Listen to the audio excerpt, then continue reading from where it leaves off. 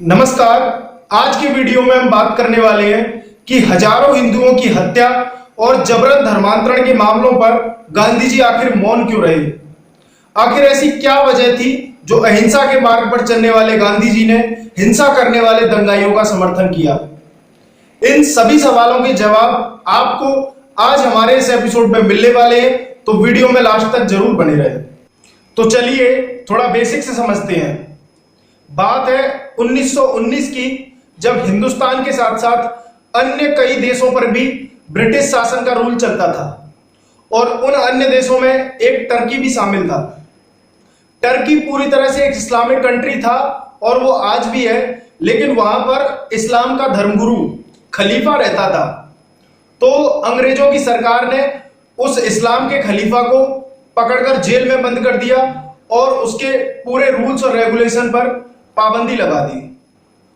इस बात से पूरी दुनिया के मुसलमान नाराज हो गए और उन्होंने आंदोलन करना शुरू कर दिया और यह आंदोलन हिंदुस्तान के अंदर भी होने लगा और हिंदुस्तान में इस आंदोलन को नाम दिया गया था खिलाफत मूवमेंट, जिसमें गांधी जी ने पूरा हिस्सा लिया और इस आंदोलन का समर्थन किया। यहां से एक बात और निकल कर आती है, जब बाकी देश के अन्य क्रांतिकारी हिंदुस्तान को आजाद कराने की पूरी कोशिश कर रहे थे, उस समय गांधी जी तुर्की के खलीफा को आजाद कराने की कोशिश में लगे हुए थे।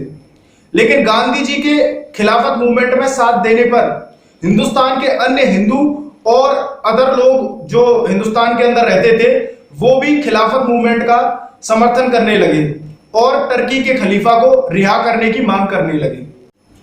और यह आंदोलन धीरे धीरे बढ़ता गया और इस आंदोलन के बढ़ने के साथ ही इस आंदोलन की आड़ में ही दक्षिण भारत के अंदर एक ऐसा दंगा हुआ जिसमें लगभग 2000 हिंदुओं का धर्म परिवर्तन जबरन कराया गया और 1500 हिंदुओं की हत्या इस आंदोलन की आड़ में कर दी गई।